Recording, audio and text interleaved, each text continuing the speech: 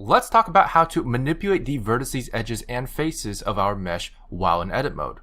By default, we can already select a vertex with left click and move it around with the Move tool. We can also select multiple vertices with Shift left click.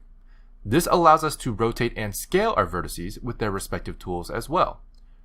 You'll notice that when you select a bunch of vertices, there are edges and faces that exist between these vertices that you selected that will also get highlighted. For example, if you select two vertices, the edge between them will be considered selected. And if you select all four corners of our cube, you'll see that the face within these vertices is also considered selected.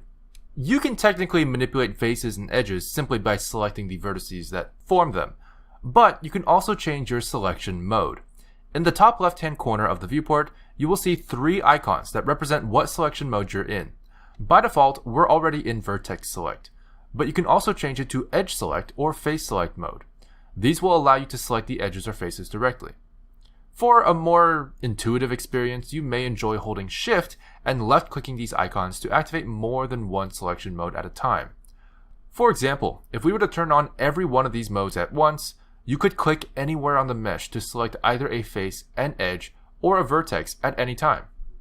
Box Select, Circle Select, Shift Select, and most basic selection tools are available in edit mode as well. For hotkey users, simply use the 1, 2, and 3 keys on your number row to change your mesh selection mode. You can also hold Shift and then press 1, 2, or 3 to activate multiple selection modes. Another very important tool while in edit mode is loop selection. Depending on your mesh selection mode, you can select a loop of edges or faces by holding Alt and left clicking.